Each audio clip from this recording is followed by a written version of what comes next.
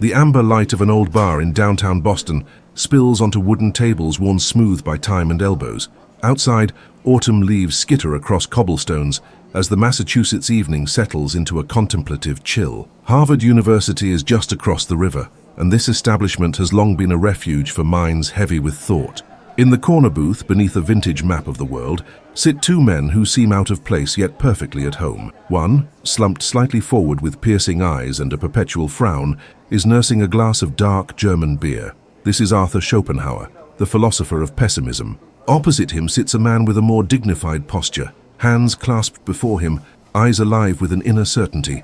Georg Wilhelm Friedrich Hegel sips tea, watching his unlikely drinking companion with measured patience. They should not be here, of course. Separated by death and decades, these titans of 19th century German philosophy never truly met in meaningful dialogue. Yet tonight, in this warm corner of American academia, imagination grants what history denied. I find it amusing, Hegel, Schopenhauer begins, his voice carrying the sharp edge that characterized his writings, that even in this modern American setting, surrounded by their illusions of progress, you still cling to your fantasy of reason's triumph. Hegel smiles slightly, unmoved by the barb. And I find it telling, Arthur, that even surrounded by the evident fruits of human achievement, he gestures toward the electric lights, the students working on laptops, you insist on seeing only the shadow of human existence.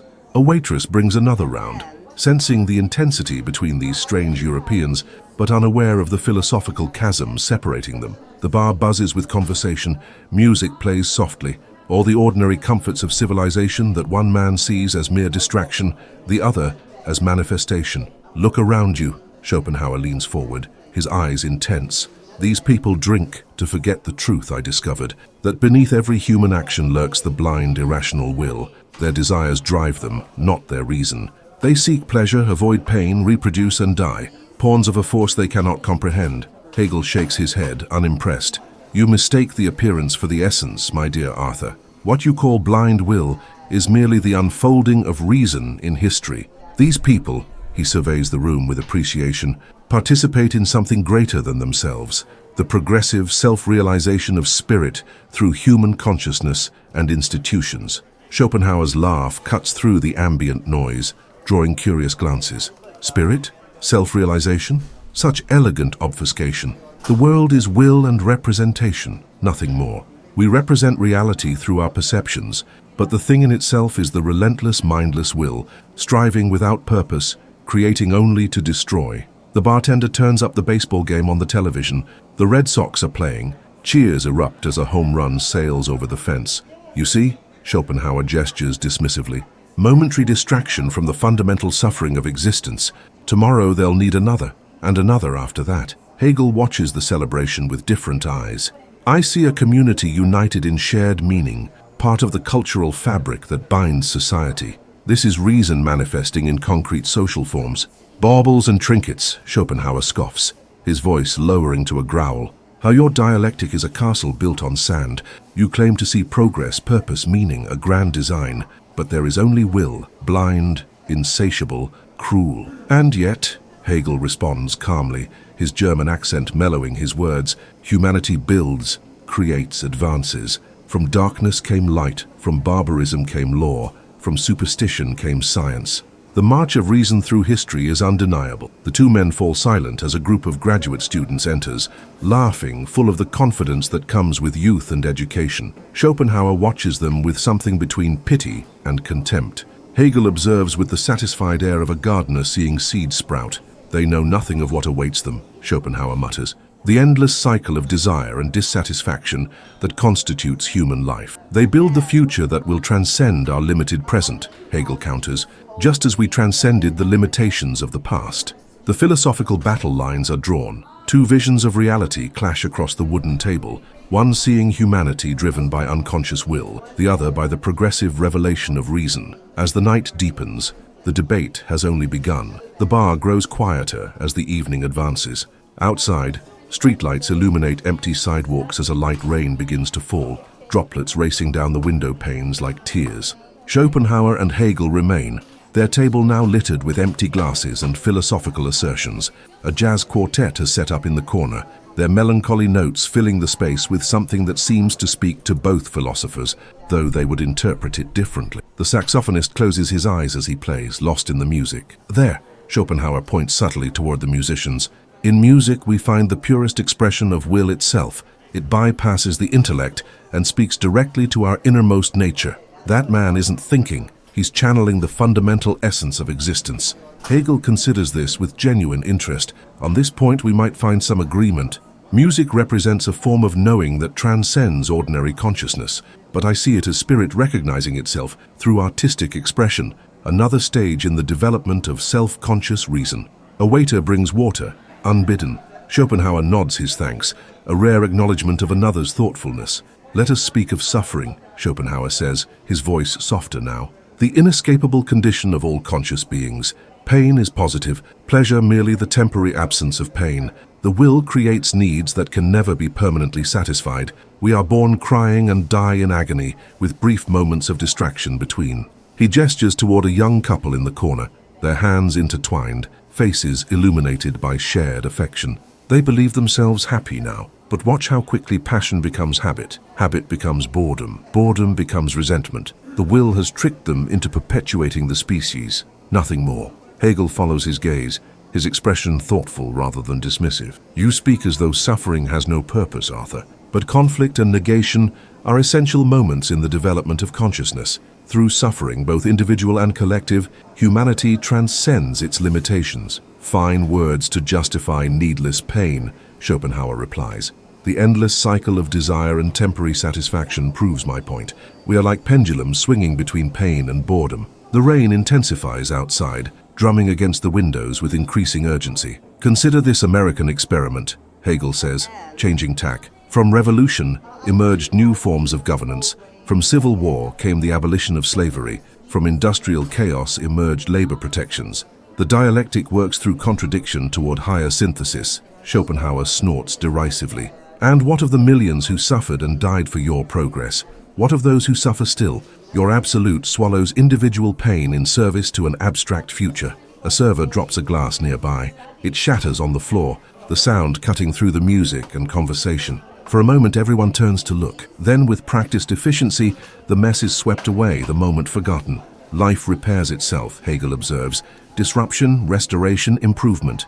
Life continues its pointless cycle, Schopenhauer counters. The broken glass was meaningless, its restoration equally so. The saxophonist finishes his solo, perspiration gleaming on his forehead. For a moment, his expression reveals something transcendent, as though he touched something beyond the ordinary world. Both philosophers watch him intently. Even you must acknowledge, Hegel says carefully, that there are moments when we glimpse something beyond mere survival. In art, in knowledge, in ethical action, these are moments when spirit recognizes itself. Schopenhauer's expression softens slightly. I grant you this much. In aesthetic contemplation, we can temporarily escape the demands of will. The pure subject of knowing briefly separates from the relentless wheel of desire. But such moments are rare islands in an ocean of striving. The young couple rises to leave, their faces now showing hints of disagreement after what appears to have been a tense conversation. Schopenhauer raises an eyebrow, as if to say, "You see, your pessimism blinds you to the accomplishments of human civilization," Hegel presses.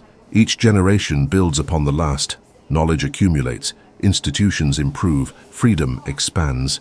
And yet the fundamental condition remains unchanged, Schopenhauer responds. New forms of the same suffering. Your vaunted progress is a thin veneer over the abyss of will. Outside, the rain continues its steady rhythm, indifferent to the debate within. The night deepens, and with it the philosophical divide between two visions of human existence, one driven by blind will, the other by progressive reason. Midnight approaches.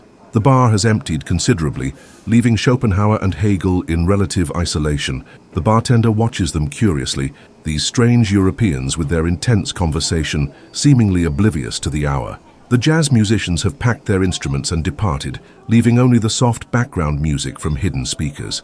Boston sleeps beyond the windows. Distant sirens occasionally pierce the night, reminders of suffering that one philosopher expects, the other contextualizes. Let us consider history itself, Hegel suggests, his posture still remarkably straight despite the late hour. From primitive societies to the modern state, we see the progressive realization of freedom. The ancient Eastern world knew only that one was free, the despot. The Greek and Roman world discovered that some were free, the citizens. The Germanic Christian world realizes that all are free, essentially, as humans. Schopenhauer runs a hand through his disheveled hair. Your grand narrative conveniently ignores the persistent reality of human nature. History is not a coherent story, but a nightmare repeated with different costumes. Enslavement, war, exploitation, these are not unfortunate detours on the path to your rational utopia. They are expressions of the fundamental will that drives all existence. Outside, a homeless man pushes a shopping cart filled with belongings, hunched against the persistent rain. Both philosophers observe him silently. Even in this wealthy nation, Schopenhauer notes quietly, suffering persists. Your dialectic offers cold comfort to that man. Individual suffering does not negate historical progress, Hegel responds, though with a hint of genuine concern in his voice. The consciousness that recognizes such suffering as unjust is itself a product of developing spirit. Earlier ages would have seen him as merely unfortunate or deserving of his fate. The bartender approaches, asking gently if they would like anything else before closing. Hegel orders coffee for both of them, a small kindness that Schopenhauer accepts with a grudging nod. Your system demands that we view history as rational and purposeful, Schopenhauer continues after the bartender departs. A convenient fiction that renders suffering meaningful and necessary, but strip away your abstractions and what remains. The blind, purposeless will, manifesting through countless individual tragedies. The coffee arrives, its aroma briefly distracting both men from their philosophical combat. They sip in momentary silence. Consider the American Civil War, Hegel finally responds. Hundreds of thousands died in terrible conditions. Yet through this conflict, a higher principle emerged, the recognition that human bondage contradicts the very concept of freedom upon which their republic was founded. This is not mere chance or meaningless suffering, but reason working through contradiction. You mistake pattern for purpose, Schopenhauer counters. Humans desperately impose narrative on chaos. The war you mention, was it not driven by economic interests, territorial ambitions, and tribal identities? These are all expressions of will, dressed in rational costume. A clock chimes somewhere, marking the arrival of midnight. The bartender begins turning chairs onto tables, a gentle hint that even philosophical debates must eventually conclude. The very fact that we can have this conversation, Hegel notes, demonstrates my point. Self-conscious reflection on history and meaning represents spirit's return to itself at a higher level. Your own philosophy, Arthur, participates in the dialectic it attempts to deny. Schopenhauer laughs, a genuine sound of amusement rather than derision. Clever. Very clever. Your system conveniently absorbs all criticism. But answer me this. If history is the rational unfolding of spirit, what of the millions who live and die without witnessing this supposed progress? Are they merely sacrifices on the altar of your absolute? Hegel's expression grows more serious. Each generation stands on the shoulders of those who came before. The individual may not comprehend their place in the larger movement of history, but meaningfulness does not require such comprehension. A convenient evasion, Schopenhauer responds, leaning forward. The truth is simpler and harder to accept. Existence has no inherent purpose or direction. The will simply is, blind, restless, insatiable. Your elaborate system is a magnificent attempt to deny this fundamental reality. The bartender approaches again, apologetically informing them that the establishment must close. Both philosophers acknowledge this with polite nods, but seem reluctant to terminate their exchange. Perhaps, Hegel suggests, reaching for his coat, we might continue this discussion elsewhere. The night is young, and Boston offers many venues for contemplation. Surprisingly, Schopenhauer agrees. As they prepare to venture into the rainy night, their fundamental disagreement remains unresolved. Is the world driven by blind will or progressive reason? The bartender watches them depart, unaware that he has witnessed a conversation spanning centuries. Dawn breaks over Boston Harbor. After wandering the night through empty streets and 24-hour diners, Schopenhauer and Hegel have found themselves at the waterfront. They sit on a bench facing the sea, watching fishing boats head out into the morning mist. Both men show signs of fatigue, yet remain animated by their philosophical confrontation. Seagulls cry overhead, their harsh voices carrying over the sound of water lapping against stone. Early morning joggers pass by, embodying Schopenhauer's eternal striving, or Hegel's self-improving spirit, depending on one's perspective. We have talked through the night, Schopenhauer observes, his voice hoarse from hours of debate, and stand exactly where we began. You see progress and purpose. I see the endless cycling of will. Hegel nods, watching the horizon with tired eyes. Perhaps that itself demonstrates something profound. Two opposed viewpoints, generating a tension that produces new insights without final resolution. Even now you cannot help but think dialectically, Schopenhauer says, though with more warmth than previously. Let me offer a final argument against your optimistic rationalism. If history is indeed the rational unfolding of spirit, why does knowledge of this process seem to have so little effect on human behavior? Your own contemporaries largely ignored or misunderstood you. A container ship moves slowly across the harbor, massive and purposeful. Workers can be seen on the docks, preparing for its arrival. Ideas work in history like yeast in dough, Hegel responds, gesturing toward the industrious scene before them. Their effect is not immediate but transformative over time. The American pragmatists, the Marxists, the existentialists, all in some way responded to the problem of reconciling subjective freedom with objective order. The dialectic continues, and yet suffering persists undiminished, Schopenhauer counters. New technologies, new political systems, new philosophies, none touch the essential condition of existence. The will manifests differently, but remains fundamentally the same, a restless striving without purpose or end. A homeless woman approaches, asking for spare change. Both philosophers reach into their pockets simultaneously, offering what they have without hesitation. She thanks them and moves on, her future uncertain. What would you say is the practical difference between our philosophies? Hegel asks after a contemplative silence. If someone were to ask which perspective offers more for human life, Schopenhauer considers this seriously. My philosophy offers liberation through understanding. By recognizing the nature of will, one might achieve a kind of resignation, a quieting of desire that represents the closest approximation to peace available to conscious beings. Your philosophy offers the cold comfort that suffering serves some greater purpose, even if individuals cannot comprehend it. Not so, Hegel objects gently. Understanding one's place in the development of spirit offers more than comfort. It offers participation in something greater than individual existence. The purpose is not external to human life, but constitutive of it. The sun rises higher, burning away the morning mist. Boston awakens fully around them, traffic increasing, shops opening, the rhythm of contemporary life asserting itself. Perhaps, Schopenhauer suggests, we might agree on this much. Philosophy should address the fundamental conditions of existence, not merely academic puzzles. On this, we are indeed aligned, Hegel nods. Philosophy must grapple with the totality of human experience, its sufferings and its achievements.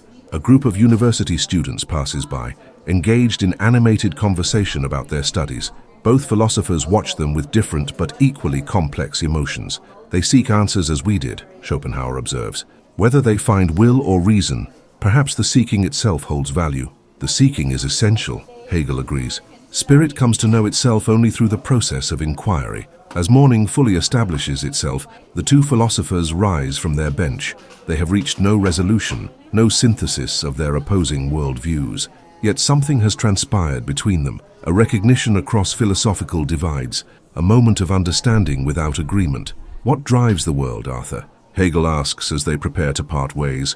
Reason or will? Perhaps the question itself is part of the answer. Schopenhauer's customary frown softens slightly. Perhaps. Though I maintain that when the sound and fury fade, what remains is the will, indifferent to our rationalizations.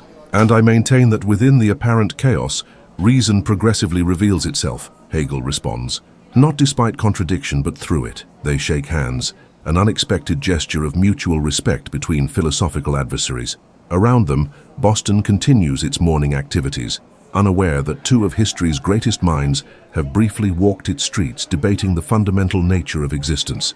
As they part, neither has convinced the other. The question remains unresolved. Is the world driven by blind will or progressive reason? The debate continues not just between two German philosophers on a Boston morning, but within the ongoing conversation of human thought itself.